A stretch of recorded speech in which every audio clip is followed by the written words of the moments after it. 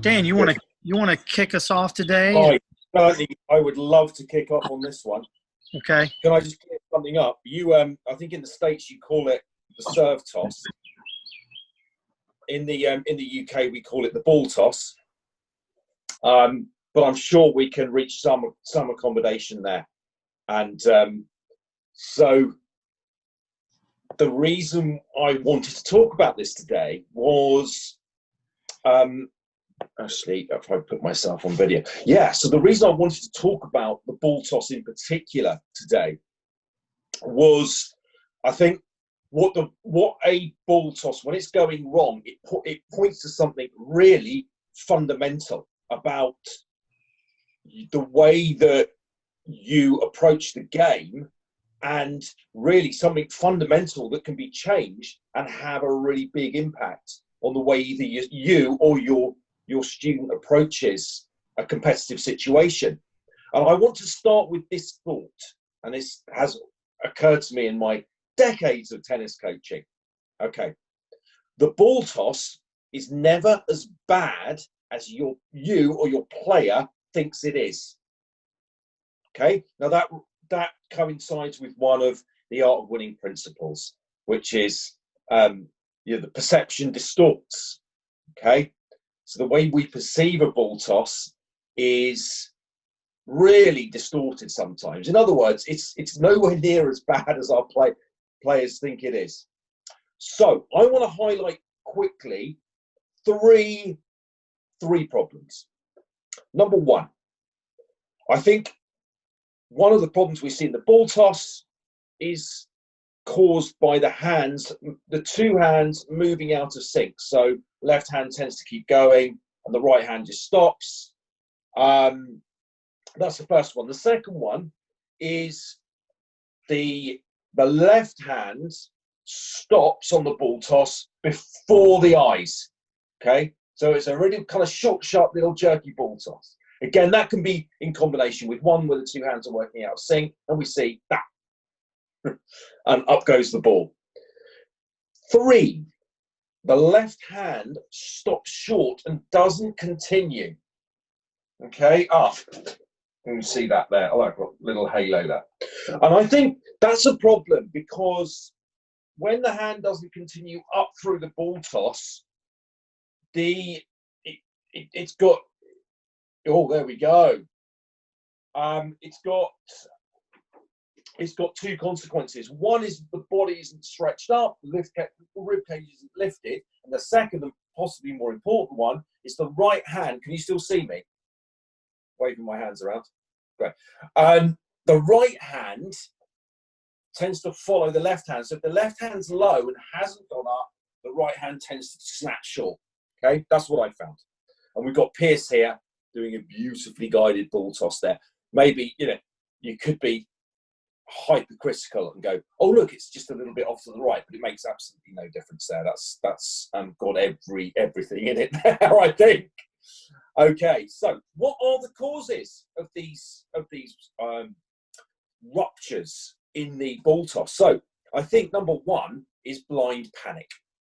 Okay, players panic on the ball toss. They don't really want to serve. They've got a whole list of problems, technical problems in their head that they've been through with their coach one by one, torturingly, probably for over a year, and they're in panic mode on the serve during a match. They want to get it over and done with as quickly as possible. I think that can often be a cause. I think the second one, and look, this is the most important, and Sterling and I refer to this in the Art of Winning as ISM.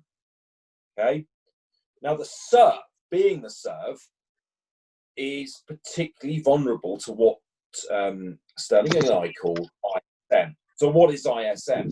ISM is individual shot making, right? And the serve in itself, because it is an individual shot to some extent. Individual shot making is a cause of a lot of problems in tennis. Okay, and it can be the one of the biggest causes of error. So when we say a player's going at ISM, they're just focusing on individual shots and not seeing them as part of a sequence. That's what ISM means. And the serve is the number one culprit in tennis for this problem. So my players, they can fall apart in practice. Let me just check if I've got any of my players on this call. Oh, I have. I better not mention any names then. So in practice, you can see my players. And I don't do this anymore. When I did, you can see them torturing themselves. You know, they've got the ball basket next to them and they're trying to get this ball tough right, and then they're trying to do this and that on the serve, and all these components. And when we isolate in a lesson, and this is where most people are spending their time, okay, most people who play tennis spend their time in, I would say, in tennis lessons, right, or hitting. Okay, they're not playing matches. So in that situation, in this zone, the poor ball toss absolutely gets all this focus and attention and energy, and it becomes like this religious ritual. And you can see the player, and this coach says, "Oh, let's start the serving practice now." And the player goes and gets the serve ready. And he does the first ball toss he does is rubbish, and it goes in the wrong place. And the player goes, "Oh, here we go again. My ball toss is wrong." And they try and correct it in the lesson, and it never works. The second problem we have with the ball toss seems to be that it's never ever good enough. So if we look at the Pierce we had there, right? If Pierce was one of my students, or who shall remain nameless on this call, that ball toss was slightly to the right. Now we go, "Oh, it's too far to the right, Dan. It wasn't good enough." Okay. If you are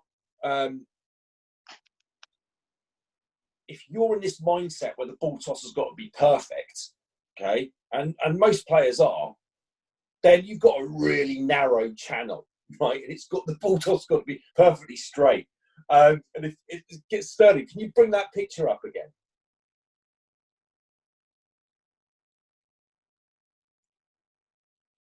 Yeah. Okay. So if you look on the right there, look, the ball toss. Some of my players would let that ball toss go, right? Because it's too far over to the right, or whatever they think. And that goes back to what I was saying at the beginning. The ball toss is never. That's a perfectly very, very good ball toss. If you look at the balance and everything like that, and look at the left hand extension through there, absolutely perfect. But my players would go, "No, it's not down because it's too far to the right." Okay, that's a big problem. So we're really over perfectionist on the ball toss. I think then the third problem when we go ISM and teach the ball toss is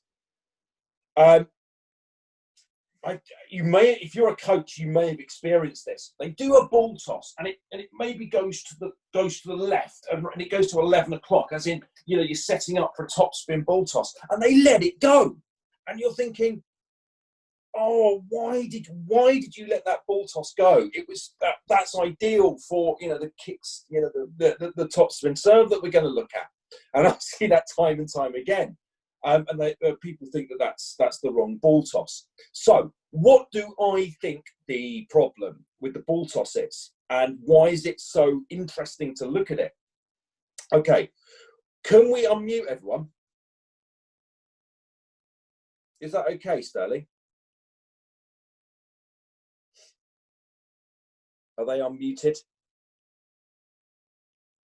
Or have we muted them? All right, here we go. Okay, so if everyone's unmuted, I don't normally do this because I hate audience participation. Can anyone guess what the number one problem that the ball toss has? What is it? What's the real problem? Let me ask a question before we go there. Antonio Corp, did he sign up? Do you recognize that name?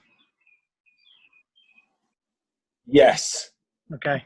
All right. So let's ask the question again then. All right. There they are. Okay. So, here's my question to everyone. What do you think the number one problem with the ball toss is, and why does it occur? Because that will also give us an idea to what the solution might be. Would anyone like to hazard a guess? Is it ball toss height? Okay, thank you. Thanks, Chris. That's Left hand going too far down through the rhythm, so you're throwing from too lower position. Too deep. Right. Too deep. okay. I'm gonna change the question because that's right. All of that's right. Okay. Here's my question: what's the cause of an errant or erratic ball toss?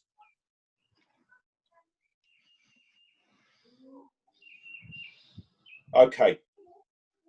I'm going to. Oh, we got someone with a muscle tension. Okay. Thanks, Jonathan. I'm going to say this. I'd say the number one cause of a bad ball toss is that the serve is practiced in isolation and it's played as an individual shot. In other words, what the ball toss needs, what the serve needs, is it needs its friend. It needs its companion. And its companion in this case is the S1, the shot after the serve.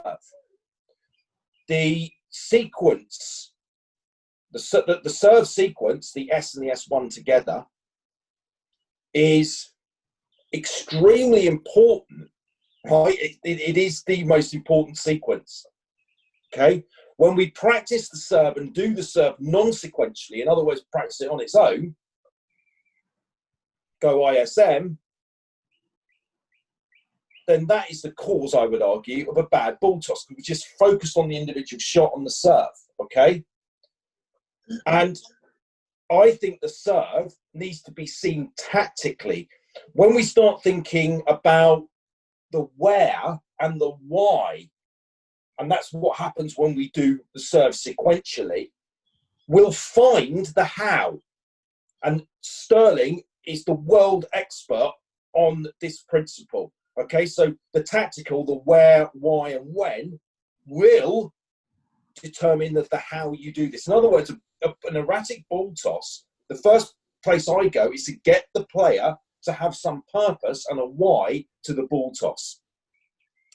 And the toss starts to improve when we understand outside run serve, inside run serve, and cage serves in relation to the second shot. I'm sorry, I may have made that a little bit over complex, but I'd say that that's the main cause rather than something like, as Jonathan suggested, muscle tension. Also, that's certainly a factor.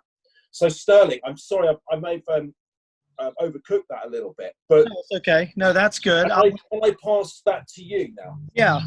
So let me try to sort of open this up a little bit in understanding how the tactical affects the technical, because there are certainly technical aspects to learning a serve toss that is more consistently in the area where it makes the serve easier to strike. Okay, so I want to first go through a couple of technical things that Dan has not touched on, and then I'm going to talk about what Dan just talked about, which is the idea of how how thinking tactically when you serve will actually start to adjust the technical part of serving the ball. Okay, so let me share my screen real quick, and I'm going to show you Pierce again. So Pierce is my youngest son. He's 12 years old, and what I've done is I've drawn. We'll take the photo here. Let's take this first photo here. So I've drawn a line that goes down where his hand is, and then I've drawn a line that goes down where his head is. And so in between these lines, we call this inside the box, okay? And ideally, you want this ball and the point of contact to be inside the box. And as you can see in this photo, he's tossed the ball and it's it's sort of gone, if you will, more over top of his head, which, like Dan was saying, this is it's acceptable, but it's much more difficult, right? You can strike the ball when it's above your head. This is sort of outside of his head a bit. So I would say this is a bit too extreme. And it's mainly extreme because it puts a lot of stress on the rotator cuff if it's too far back behind your head. So that's more of a physical element, that you lose power if you're having to use your rotator cuff too much. You can get a lot of spin here. So we say this is outside the box. On the right, his toss sort of stayed out, and he's outside the box here. So a player will tend to reach for the ball. And so in both of these cases, the balance of the player can be thrown off. Now, let me show you inside the box, which is right here. Okay. So inside the box, this is what we would be looking for if we're filming our player from behind. This is what we like to see, because this is going to be maximum efficiency and effectiveness. And you can spin the ball. You can hit it flat from here. You can do lots of different things. Now, when we start talking about, okay, how do we get a player to consistently toss the ball inside the box? Okay. So I'll go back to the two photos before when Dan came up. Now, this particular photo, let's go back. Let's pull them both up. Okay. So on the left, we have Pierce releasing the ball at his eye level, which is going to cause the ball, this ball here, it actually didn't stay out here. It actually came back into the box. Okay, so it looks like it's out there, but it's actually going to come back. As it begins to fall, it's going to fall toward the line. So he's actually going to be not outside the box. Let me clear that. He's going to be inside the box here. So we kind of work on this. You can work on this with your player, getting the ball to stay in that box. Now, the reason why you don't want to just serve is because the player is only thinking technical through practice the whole time. And so they get to the point where, okay, maybe the technical part of the toss is in the right place. And then when they start to play a point, what happens is psychologically, when you start to score or you start to play the ball after the serve, the S1, something changes in the mindset of every player on the earth, because the serve actually now means a lot more than it was if you just hit a serve and then stop, and then hit another serve and then stop, because there is basically accountability now for the serve you just hit. You're accountable for resetting, and you've got to play the next shot. And so what we're finding with our players, and I'm going to stop sharing here. What we're finding with our players is we work a little bit on the technical part, and then we go, okay, we're gonna play the serve. We'll return, or you can feed a ball in as a coach, either with your racket or a hand-fed ball, and we're gonna play the next shot.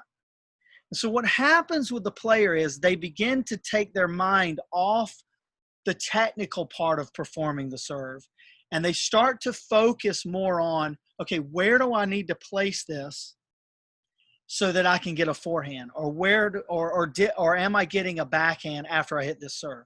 And so what happens is it's almost, I want to say it's almost magical, but it's very interesting that the player begins to actually toss the ball based on what they've practiced before. Now, obviously, if a player never really practices putting the ball, releasing it at eye level and trying to get it into the box, then they're not going to have any foundation to lean on once they start playing the point. But the idea is to start having them execute the serve in practice by playing the next shot as well. And, you may see the player maybe struggling a bit with their toss, even in that. Then you go away, do some more technical work, then go back into playing the point. So it's this idea of going back and forth, okay? and helping them understand that it's not just the fact they need to have a perfect toss, but they need to understand how to actually rebound off that serve and then play the next shot. So that's what I mean when we talk, or Dan and I both, we talk about the tactical controls the technical. It's very interesting. I've been working with a player for the last maybe 3 months, and we've been working heavily on serve and S1 patterns. Okay. And I haven't been talking to him at all in our practice sessions about the technique of his toss, his serve, whatever. I'll just say, hey, why don't you just hit something with some kick, some spin serve? You can hit it flat. It doesn't matter, right? But we've been working on developing patterns off the S and S1. So he went out and he was playing. He went home one day, and his mom, we took a few days off, and his mom like, you need to go out and practice and hit some serves. And he looked at his mom, he goes, nah, I really don't. Because this is what he used to do, just hit 100 serves in a row. His serve wasn't getting better. But since we've been doing this, we've been playing the serve and contacts. His serve is just technically getting better and better and better. And I may stop every now and then, and we may talk about it a little bit. But for the most part, our focus has been on patterns. So his mom goes, okay, let's go out. So he goes out. He aces his mom like 8 times. I mean, brutal. And his mom's like, oh, my gosh. Your serve is so much better. And I attribute it to mainly his mindset about the serve is different, right? He knows why he's hitting a kick serve. He knows why he's hitting it to the outside or wide serve, inside run, T serve, cage, because he knows that his serve is only as good as his next shot. Okay. So that's why we wanted to kind of bring up this. We wanted to talk a little bit about the technical part about the serve toss, but we really wanted to emphasize with this call the tactical application of the serve. And so what I would do is, this is what I say to coaches, go out and work through this. Work through this progression. Work with your player a little bit on the technical part. Then start to play out some points, just the first 2 shots on each side, right? You may want to return their serve. You may just want to have a basket on the other side and let the serve go past you and feed in another ball. However you'd like to do that progression is up to you based on your level of player. And kind of your objective, how you want to see them reset after the serve. So if you're trying to return their serve, you're probably not going to be able to see them reset. And so that's why I say it's a good idea for coaches, maybe hand feed the ball for their S1 or feed it with the racket. That way you can focus on the player resetting. Because most of the time when a player loses their serve or loses a point on their serve, they blame it on the technique of their serve. And most of the time, it's the movement sequence between the time they served and then moving to the next S1. So we've been able to solve a lot of our problems with our players not being able to hold serve by actually focusing on their movement to the S1, having them just make the serve and then move into the next shot. So that's kind of my how I wanted to expound on what Dan had led off with so far. Why don't we open up for some questions or comments? I'm gonna unmute everyone from my side, so you'll have to mute from your side if you muted yourself. And would love to hear if anybody's done more SS1 practice, or are they still maybe working on the serve maybe a lot and then not so much the S1? I know I've been working with my son, and we've focused more on the technical. So, but what you just described makes sense to me, because I've noticed even my own game, I'll serve terrible in practice. But when I start playing my matches, I just kind of let go, and it just works out. I serve so much better actually in my actual matches than I do in practice. So I'm going to take this to heart and try it out. Yeah. Yeah, Dan. Yeah, thanks for that, Chris. I've noticed how my players just hate serving in their lessons. They hate it because it's so bad.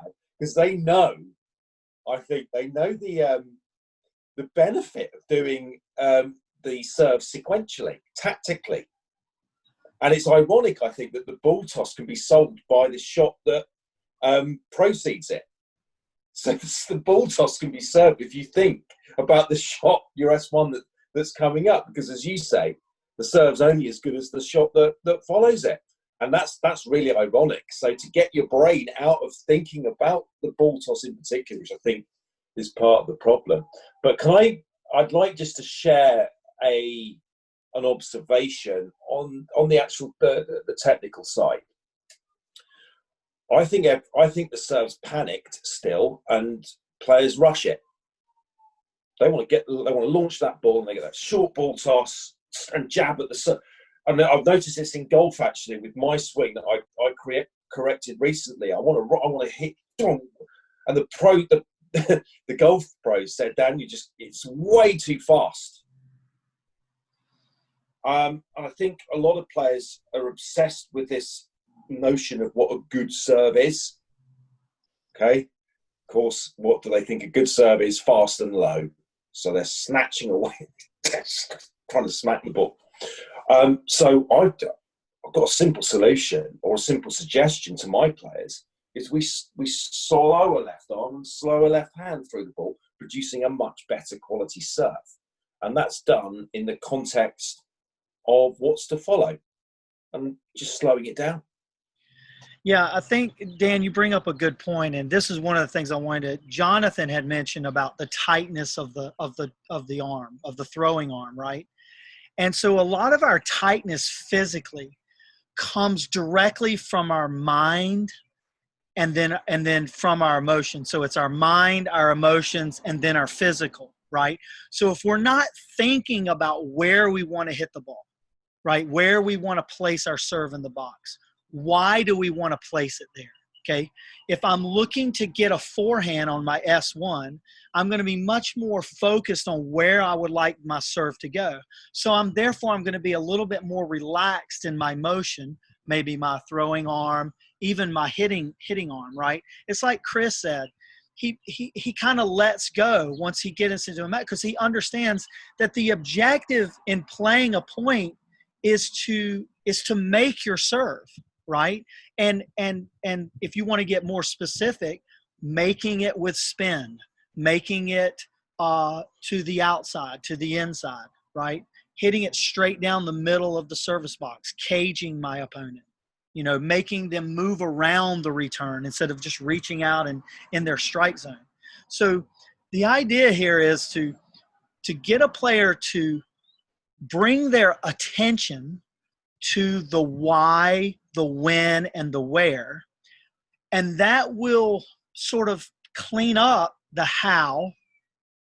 And of course, we know the what. The what would be a kick serve or a flat serve or a slice serve, right?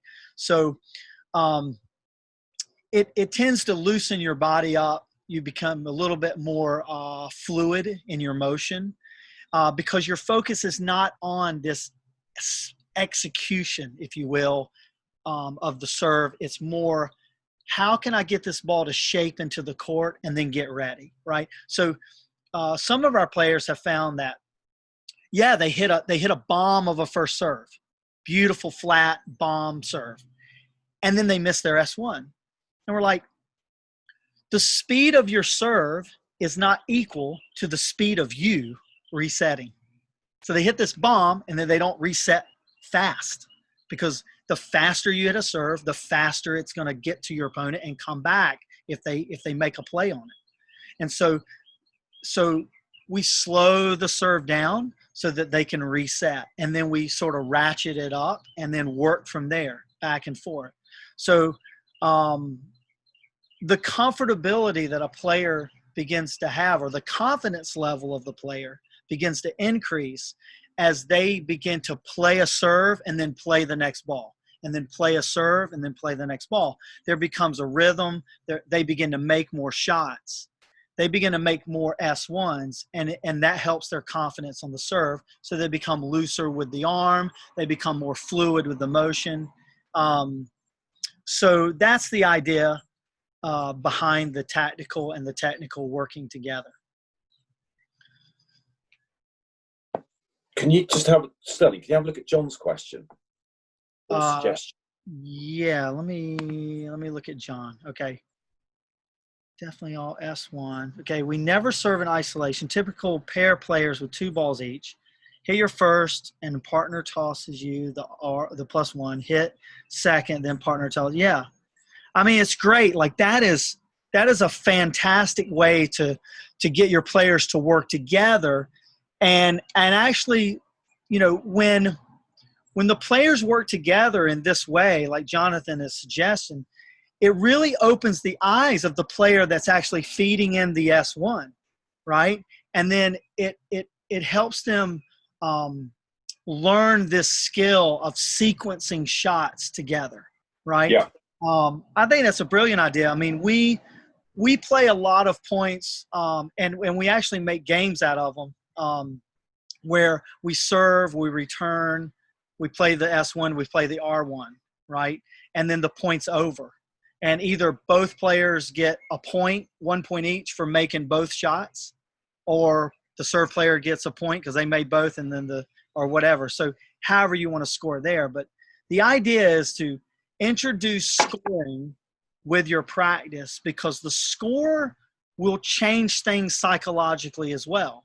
Okay, because you're actually playing for something right now. The serve actually has meaning. The S1 has meaning because you're either going to win the point or lose the point, right? And so players that practice under this type of match pressure will perform better in the match because they have rehearsed it in practice.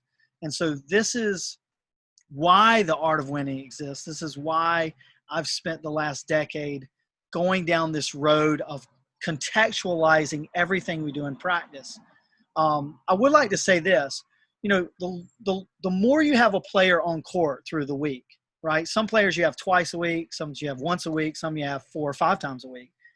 You can spend more time developing technique because you have it, right? Because my son is on court, you know, 20, 25 hours a week as a 12-year-old. And because he's homeschooled, right? So it's a special, you know, situation.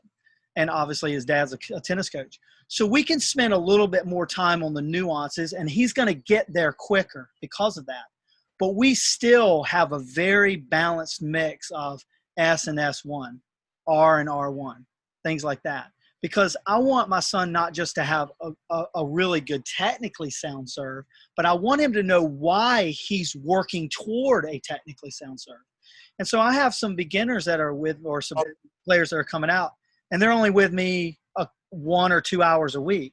And so we do a lot more, you know, we do about 60 to 65% S and S1 and about 30 or 40% just serving, right? And then we go back and forth, right? So we'll serve isolation, then we'll play it out, then we'll go isolation, then we'll play it out. Because I want them eventually to get to the point where they feel comfortable enough just to play without isolation, without isolating, right?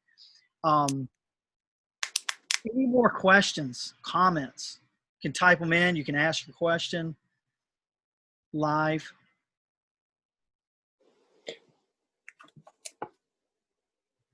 Can I ask a question? Sure.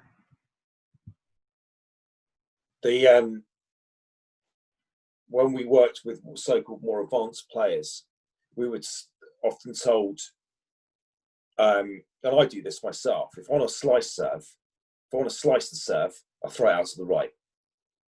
If I want to hit a flat one, my ball toss goes straight into the box you're talking about.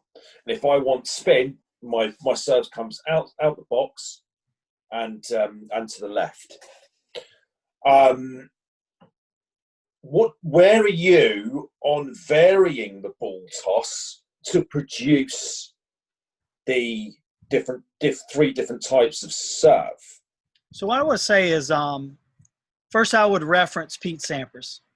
Pete Sampras could hit a flat kick and slice serve from pretty much the exact same spot above his basically in the box. He was in the box, right? Federer the same way. I think that if the ball position above your head, if it varies a couple of inches, I have no problem with that. The problem that I see is that when the ball gets too far behind your head, like I said, you initiate the rotator cuff too much. So a lot of the power is driving from your shoulder trap, which is on top, instead of the lat and the shoulder, right? So you lose power, and eventually over time, you're pushing to the edge of injury, okay? If it's too far away from you, you can hit a slice serve, obviously, but again, you're not, it can become inefficient. Now, there's a happy medium and all that, and a player has got to find that, and you find that with your player as their coach. But I would say that there's a trade-off between efficiency and effectiveness and keeping the player healthy, right? Because you'll get into other things if the toss is back behind you. You start to get into too much S curve in your back, and you can get some lower back issues as well.